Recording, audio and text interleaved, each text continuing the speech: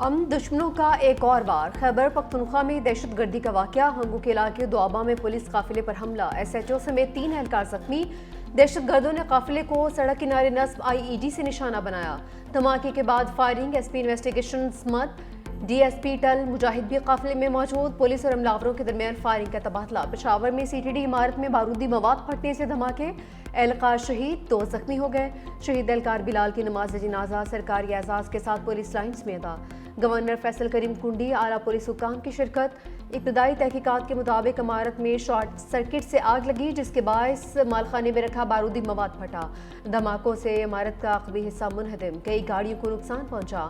CPO نے دہشت گردی کا امکان مسترد کر دیا۔ تباہ شدہ عمارت کا ملبہ ہٹانے کا کام جاری۔ IG خیبر پختونخوا سے تفصیلی رپورٹ طلب کر لی۔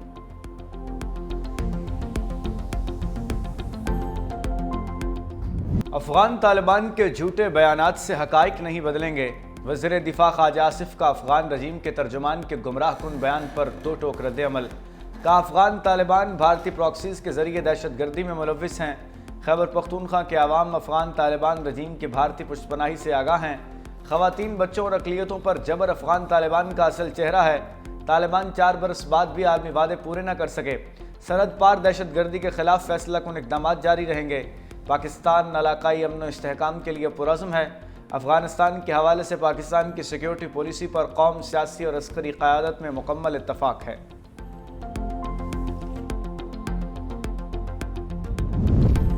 افغانستان سے ہر مسئلے پر بات ہو سکتی ہے، مگر دہشت گردی کسی صورت برداشت نہیں۔ سید نوید قمر کا 2 ٹوک پیغام۔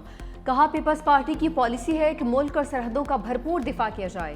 پاکستان کے وجود کے لیے ہزاروں شہداء نے جانوں کے نذرانے پیش کیے۔ معصوموں کو شہید کرنے والوں کی ملک بدری ضروری تھی۔ پیپلز پارٹی 18ویں ترمیم سے متصادم کسی فیصلے کو قبول نہیں کرے گی۔ سندھ ایک تاریخی خطہ ہے، اسے تقسیم کرنے کی اجازت نہیں دیں گے۔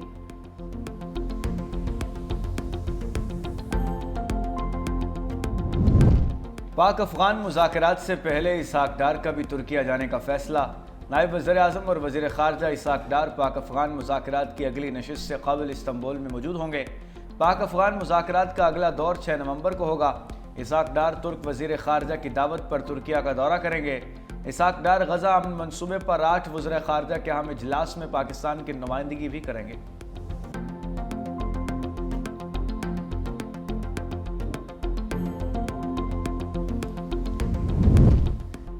وزیر داخلہ محسن نقوی سے گورنر پنجاب سردار سلیم حیدر کی ملاقات۔ باہمی دلچسپی کے امور، سیاسی ملکی صورتحال پر تبادلہ خیال۔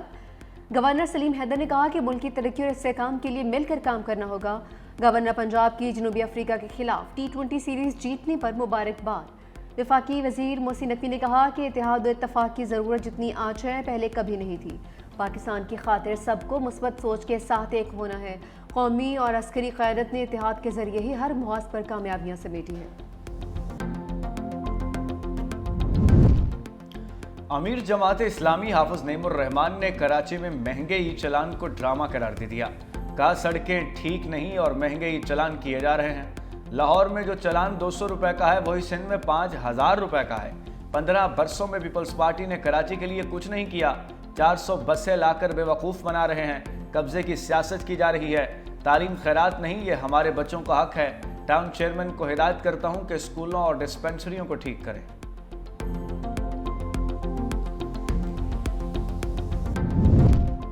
ترجمان سندھ حکومت سعدیہ جاوید کا حافظ نعیم کو پلٹ کر جواب۔ کہا کہ جماعت اسلامی کی منافقت پر مبنی سیاست کا اصل چہرہ سب کے سامنے آ چکا۔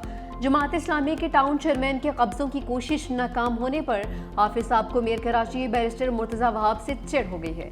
حافظ صاحب لاہور جا کر بھول گئے کہ Sindh solid waste management board پر اپنا کام تھرڈ پارٹی کے ذریعے انجام دیتا ہے۔ انہیں دوسروں کا کام برا اور اپنا اچھا سمجھنے کی بیماری لاحق ہو چکی۔ پیپلز پارٹی کی قیادت میں کراچی ترقی کی راہ پر گامزن رہے گا۔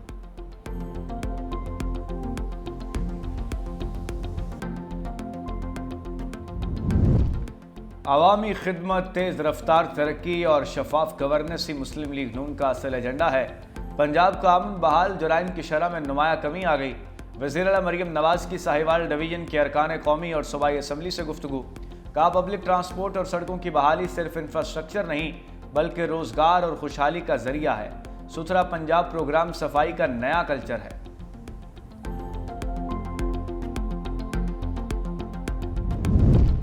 کراچی سے گرفتار دہشت گردوں سے متعلق اہم انکشافات۔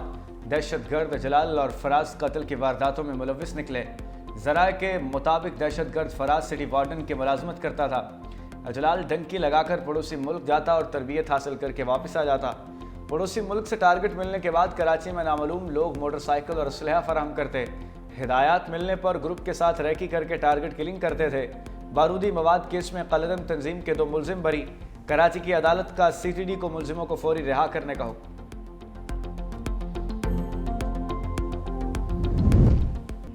پنجاب میں اسموک نے شکنجا کس لیا۔ لاہور آلودہ ترین شہروں کی فہرست میں پہلے نمبر پر آ گیا۔ Air quality index 248 record. Karachi فہرست میں چوتھے نمبر پر موجود۔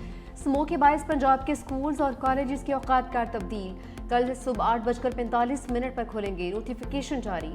خلاف ورزی پر 1 لاکھ سے 10 لاکھ روپے تک جرمانہ ہوگا۔ حکمنامہ 31 جنوری 2026 تک نافذ رہے گا۔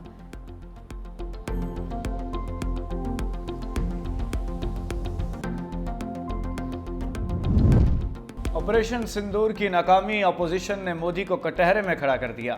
کانگریس لیڈر راہل گاندھی نے کہا نریندر مودی ایک بزدل انسان ہیں جن کے پاس کوئی ویژن نہیں۔ مودی امریکی صدر کے سامنے کھڑے نہیں ہو سکتے۔ نریندر مودی میں ہمت ہے تو ٹرمپ کے بیانات کو جھٹلا کر دکھائیں۔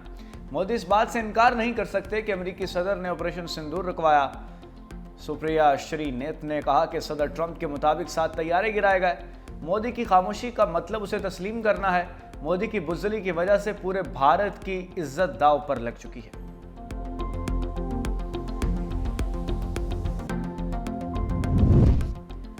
ہم اپنی ایٹمی تنصیبات مزید طاقت کے ساتھ دوبارہ تعمیر کریں گے۔ ایرانی صدر مسعود پزشکیان کا اعلان۔ جوہری توانائی ایجنسی کے دورے کے دوران کہا کہ عمارت الفیکٹریوں کو تباہ کرنے سے کوئی ایران کا جوہری پروگرام نہیں روک سکتا۔ ایران کا جوہری پروگرام پرامن مقاصد کے لیے ہے، ہمارا ایٹمی ہتھیار بنانا نہیں۔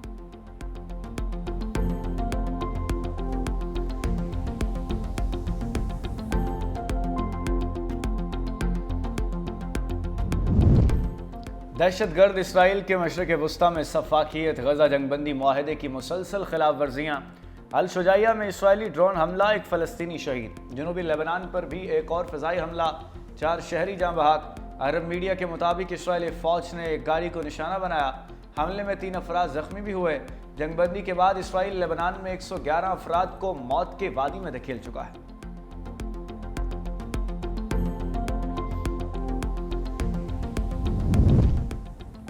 مسیحیوں کے قتل عام کا الزام۔ ٹرمپ کی نائجیریا میں فوجی کارروائی کی دھمکی۔ بیان میں کہا کہ نائجیرین حکومت مسیحیوں کا قتل عام روکنے میں ناکام رہی تو امریکہ امداد بند کر دے گا۔ امریکہ طاقت کے زور پر اس ملک میں دہشت گردی کو ختم کر سکتا ہے۔ نائجیریا کے صدر نے ٹرمپ کے تمام الزامات مسترد کر دیے۔